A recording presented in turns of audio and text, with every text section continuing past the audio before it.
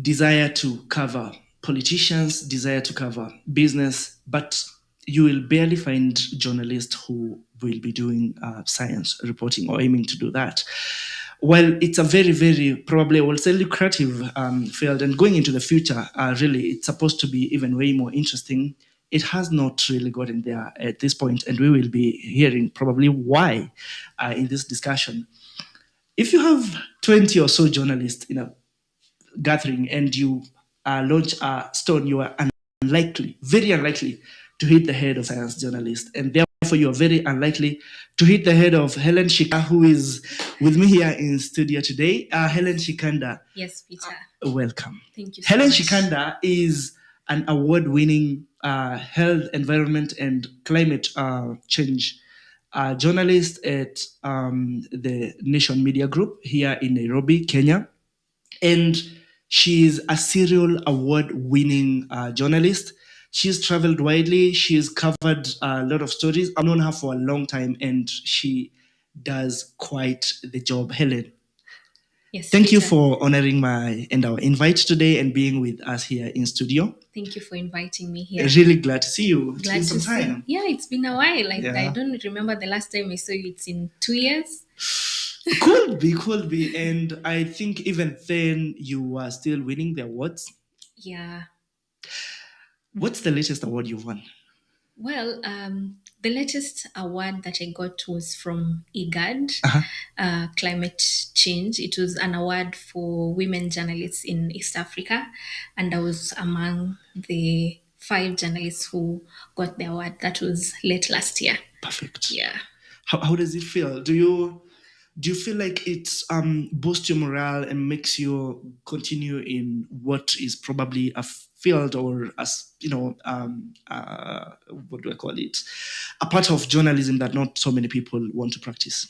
It really is a pat on the back, if I would say so, Mm-hmm. because journalism sometimes is a thankless job. You do it out of passion, because for someone like myself, I've always wanted to be a journalist from when I was like 10, something that I'm one person who documents a lot. Mm-hmm. So when I was 10, I wrote in my notebook that I wanted to be a journalist.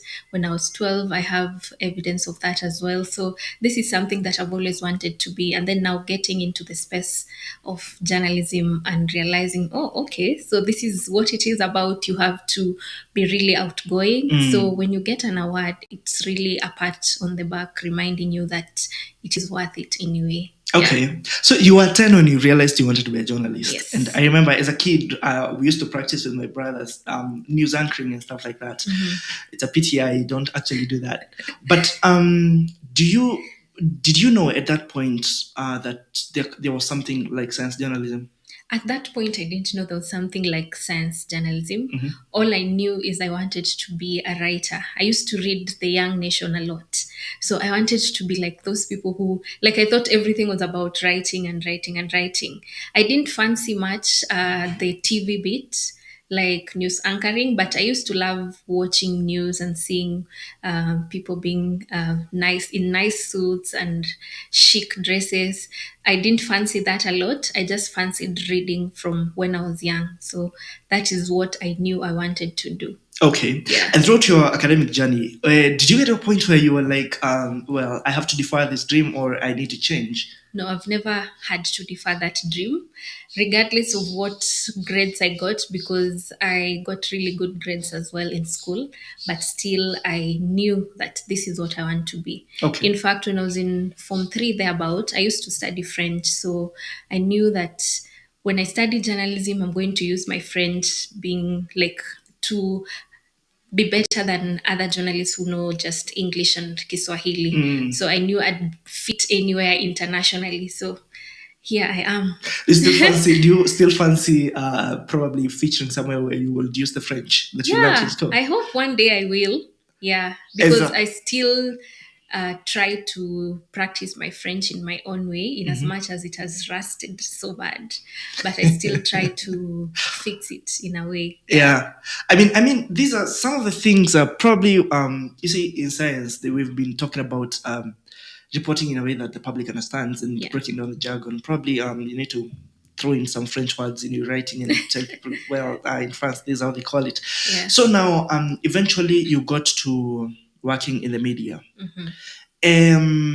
How has it been? Especially because, from my experience, I don't think there are very many journalists who feel like they want to do this kind of thing. How has it been for you? Do you feel like, have you had any regrets? Well, I've not had any regrets so far, at least for now. It is something that I deliberately chose. Okay. Because I joined the Nation Media Group via, they have a training program called the Nation Media Lab. So it is during that training that I knew what exactly I want to do in the field of journalism. Because when I was in campus, I used to be very active in terms of being in the school clubs. I used to run the press club. I used to be the editor in chief. And at the time, I used to know in my head that I'm going to be a crime or investigative reporter. I wanted to bust the myths and all. So that's the mind that I had when I got to the Nation Media Lab. But one time when we were at the Aga Khan University during our training, I read a book by a German doctor. Her name is Julia Enders. And she had written such an interesting, like scientific things in such a simple way, humorous, everything. Like I read it in like 2 days and it was so funny, so fun to read. And I said, this is what is lacking in the media industry. We need people to break down science in a fun way, in an interesting way, in a simple way. And that's how I deliberately chose science journalism. Yeah. I like the way you say about the book being written in a very simple way because definitely having focused on a lot of segments on international TV that talk about science. You might know Bill Nye, the science guy, and someone like Professor Neil deGrasse Tyson, who are able to speak science in such an interesting way. Why don't we have such kinds of shows, segments in Kenya that children can watch and get very enthused and feel like they really want to do this thing because it's looking as good as a football match. They can like really focus for so long. Why don't we really? Are we ever going to get there? I think we can get there if we are deliberate about it in terms of even in our education curriculum, because the 844 system, for instance, that we used to have, it was you either become a scientist or you become anything else. So you had to focus. And when you focus on being a scientist, you'll not likely focus on things like communication and all that stuff. So something else that I've noticed, even when you say you're interviewing a doctor, they know what they're doing, they're really smart, but trying to explain to you in the simplest way that this is what I mean, it's very difficult. So imagine now having them on a TV show, they'll still churn out the same things that they learned in school. So there needs to be a deliberate learning experience for scientists as well in terms of communication. Because if you see countries like Finland, for instance, they have media literacy from kindergarten all the way to university. So they grow up knowing that this is how the media communicates, this is what we should do, this is what. So even though you go to engineering, you know how the media works, so you can be comfortable in terms of communicating science. Yeah. Do you feel like you struggle now when you're dealing with some of these scientists? Because I'm sure you just, even though you have now mastered a certain side of science, and there are scientists that you've spoken to for long and worked in that kind of field for long, do you feel like you interact with some scientists from like who make it very difficult for you to even understand what they are saying because the concepts they are bringing onto the table are new and probably not very easy to get. And again, you have to break it down to the reader, otherwise you're not communicating. Do you encounter such difficulties? I encounter such, especially when I was still a rookie, let me say, because there was a time when I was covering climate change and it was my first time. I didn't know anything. So I go to the field, there's a carbon credit story. I've never heard of the word carbon credits. So I'm just listening to this guy explaining, that this community is going to earn carbon credits from this grassland. So I'm like, okay, what really is carbon credit? So I had to wait after the press conference. That means I switched off my mind completely because I couldn't understand what they were saying. So I went looked for them after and tried to ask them, what do you really mean by carbon credits? So that way I started to understand. But sometimes you may not have that luxury to find a scientist after so that they explain to you, especially in a newsroom settings. You're pressed for time, you need someone who can explain to you very fast in a simpler way. So that's a challenge that we face on a daily basis. Yeah. Yeah. And I think you've said scientists need to train on how to communicate and break down the jargon. True. Yeah. Doesn't that throw the journalist out of the way? No, it doesn't. What I does it think do? you work symbiotically with them. Okay. Because you are a journalist, you've not gone to a science school. So the little you know is based on what the scientists have reported on, let's say from a journal, or maybe you have read something somewhere, but you don't know the details of how something works or how the body works, for instance, or how carbon credits are sold or something like that. So you need a scientist to explain to you because they have gone to school because of that. So they have the background. Your work now is to send the message they have given to you now to the audience in a way that does not break the tenets of journalism. Yeah. Yeah. If I come from the field and bring to the newsroom a political story, I think there's going to be excitement. Or the president said the minister has done, and of course sports stories. Everybody is kind of in for them. Do you get a challenge once you bring this, very exciting? What of course for you they're going to be very exciting science stories, and then you have a problem because probably in the newsroom they're not warmed up to, and you have to do a lot to kind of you're like pushing all the time. Do you experience that? I think this is a challenge for, I think, all science journalists, Okay. especially when they are in a newsroom that has to sell a newspaper or sell something. Politics will always trump science any day. But the good thing about where I work for is that we have niche desks. Like we have the health desk, we have the climate desk. So at least you'll go to your editor and explain to this, and then they will like take it a notch higher and explain to the other editors that this is a really important story. There's a plastic treaty, for instance. It's very important to the world. So this is why you must run this story.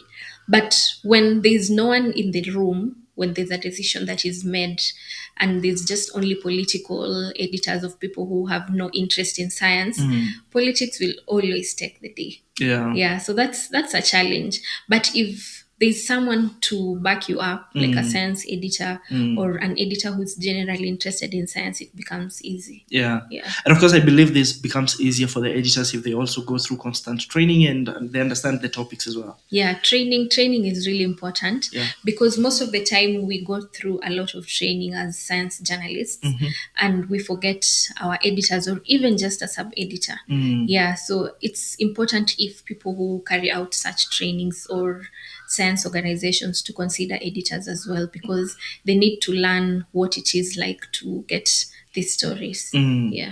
And now, because we were talking about politics and science, the director here at ICE Afri Center says that we need to have more science in politics than politics in science, because we're talking about important technologies in science that are being hashed and everything. And a lot of times it's because they are anti-scientists and pseudoscientists who are bringing out a lot of false information, the activists and everything. As a journalist now covering science, do you encounter a lot of kind of pushback because the society has perceived a topic a different way from the factual way you're presenting it, and probably that's more convincing? And how do you deal with that if you do? Well, I'll give an example because I do climate change stories as well. Okay. So there's a time I wrote a story on methane. It was simply an explainer. And of course, you know how in Kenya we have the pastoralist community. And in the story, I was just explaining how cows, when they chew cud and now they burp out, they're likely to remove the methane gas. So people took it the wrong way. I think it was the title. They put, there was like there was a city in Kenya that was mentioned. Mm-hmm. So people started saying that I'm selling propaganda that climate change is from the pastoralist community, from cows and all, but they didn't actually read the story to understand what I was writing about, because it was an explainer on methane, not just from the cows, from the permafrost and different sources of methane from west places like Dandora and stuff.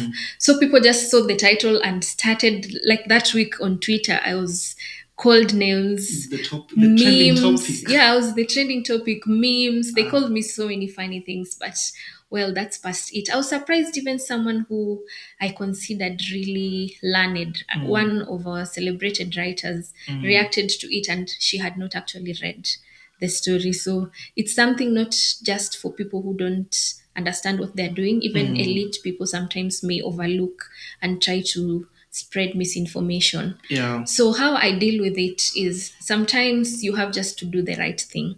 If there's misinformation being spread by someone, try and find a scientist to explain that this is the correct way. And then you write a counter article to show that this is the right article, this is what science says.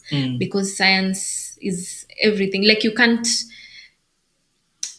my colleague says science, there's a word that he uses. Okay, it's just, I've just forgotten it, but there's no way you're going to deny science, especially if they've already done the studies and all that stuff. Yeah. Yeah. Yeah. That will be an exercise in futility. Yeah.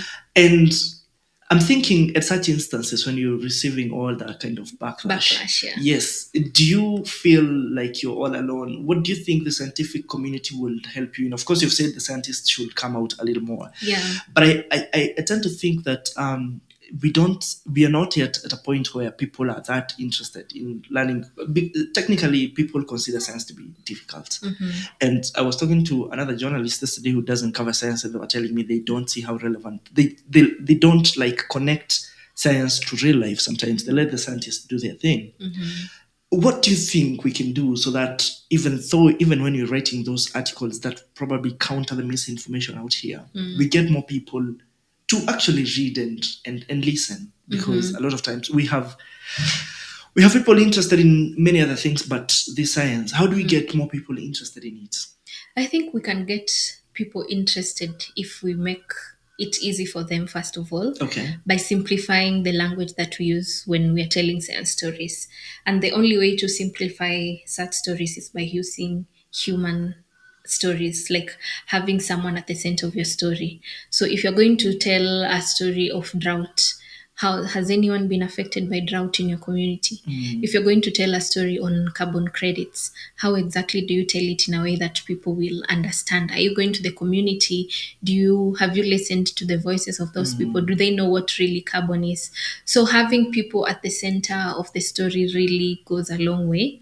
And using different formats of storytelling besides just the what we are used to, like print or TV, we can try different things like what we are doing now, a podcast, just explaining what we go through behind the scenes. Yeah. It really goes a long way, and it can make people to be interested in the kind of work that we are doing. Yeah. Yeah. Do you feel, okay, this is probably a ridiculous question. Of your friends in the newsroom, do you feel like any will want to convert from maybe political reporting or anything to science?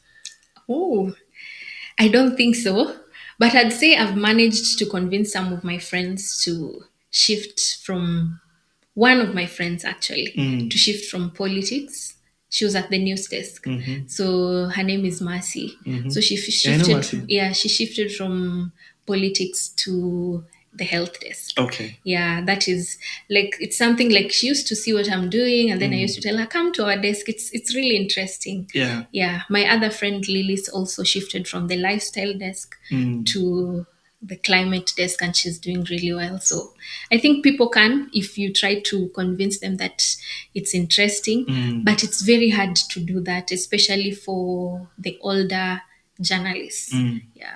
Because it keeps feeling like there are segments, the places where, first and foremost, the money is, the fame is, everything is, and then there is where the future really is. Like, I mean, climate change, the population of the continent is going to be 2.5 billion by 2050 or something like that. And like, so much is going to happen and we are going to need science to give us solutions. But if it's not communicated enough, I wonder how society is going to accept it. Yeah, that reminds me. I was watching recently, there was a virtual conference, the Hamburg Sustainability Conference. And how they introduced that conference was really interesting. So, young people from different parts of the world put a scenario where it is the year 2100, and now they're, of course, they're older. So, they're looking back to the year 2025. What could they have done to the planet to make it better? What is it? What kind of messages was they sending to people? Are their children blaming them for what the future looks like? So they painted a scenario of the good and the bad.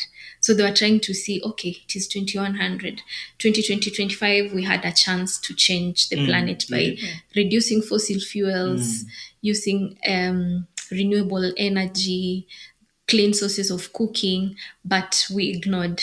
Then these are the consequences. And then on the flip side, we did the right thing. We started using renewable sources of energy, and now we have a habitable planet. Our children can still see the biodiversity. So when I think about the future, I usually think about that introduction that was at the Hamburg conference, and I was like, we really need to think about the future, because the people that came before us really took care of our planet, and we need to at least do the due diligence and take care of the next generation. Yeah. Yeah. Maybe we'll be going to Mars. Who knows? We probably won't be here. And so, well, who knows? who knows? Who knows? Today is World Environment Day.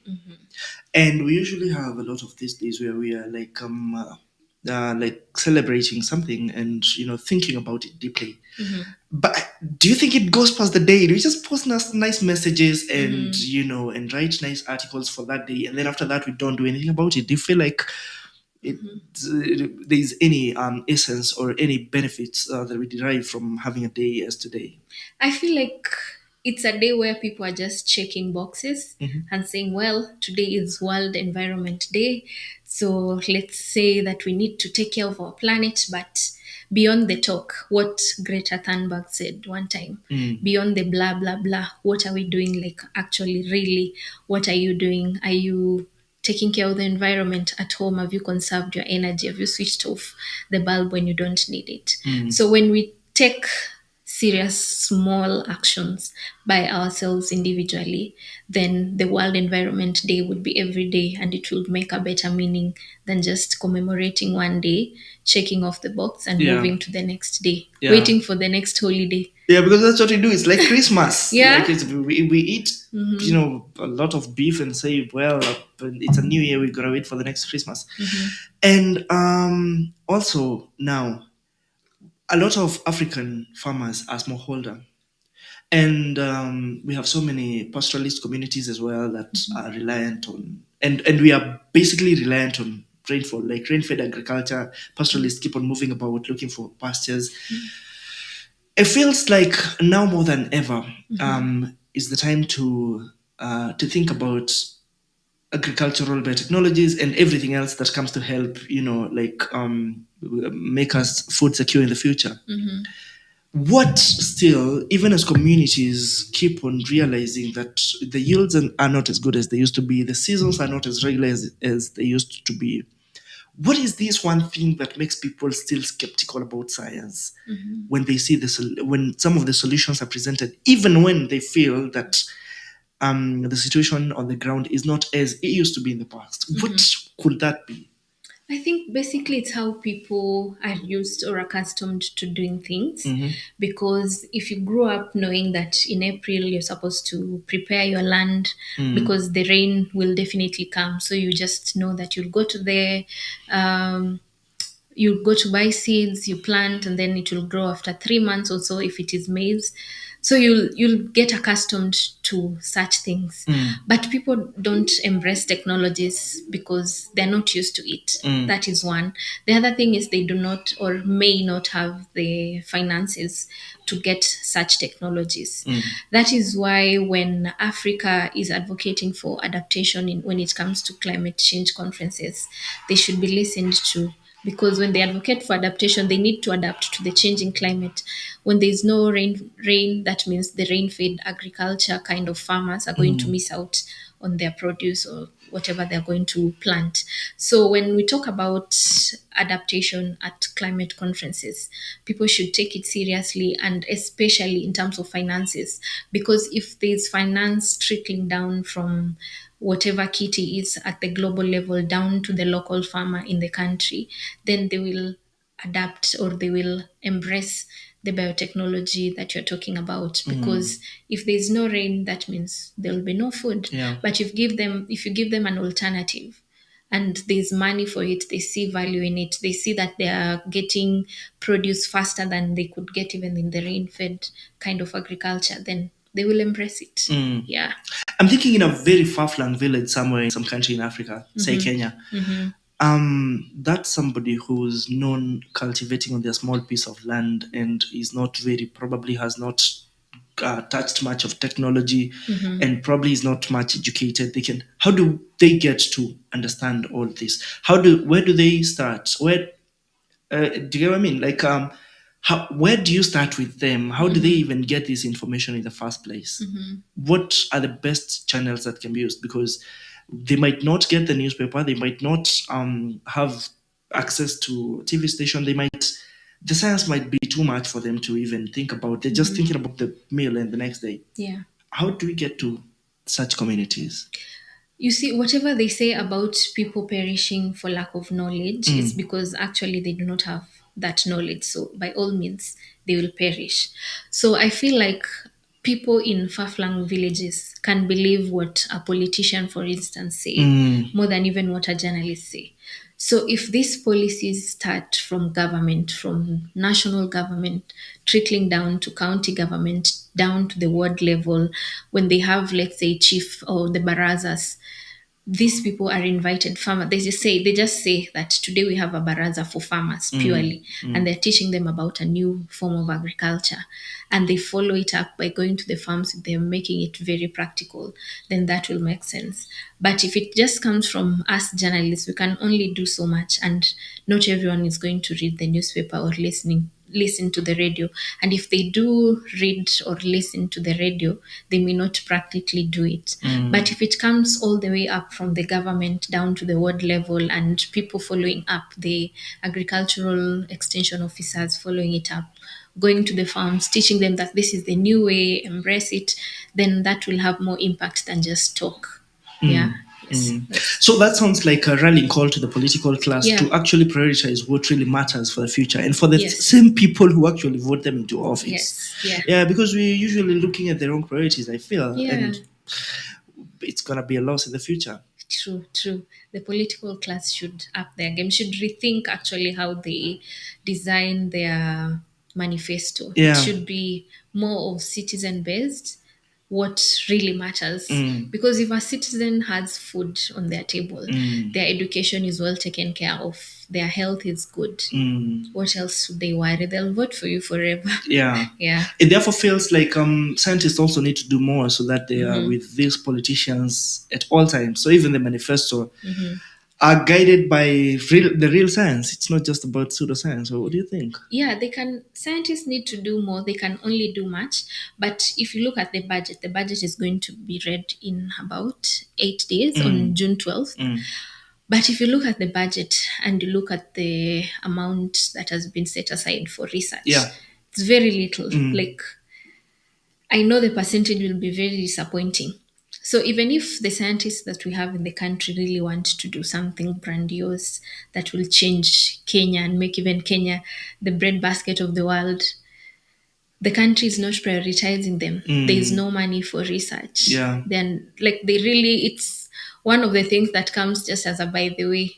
And even if there's money, sometimes the government may take that to do other things that are not of importance to the scientists. So, in as much as the scientists may be willing to go all out and do research and influence the policies that we have in government, they may not have the money. And if they get funds from, let's say, abroad, from the Western countries, the global north, of course, by all means, it's going to be influenced by what they say and not what they really want Yeah. for Africa. Yeah. Yeah. So if governments can prioritize Africa, their country, Kenya, and do what scientists want and provide money for that, I don't think we will be going to the global north to ask for money or any kind of help or even importing food. Yeah. Yeah. It's been a long standing debate because there was also something else about Africa launching its satellites into space for Earth observation and several other reasons. And we realized that the money that's set aside by the whole of Africa is probably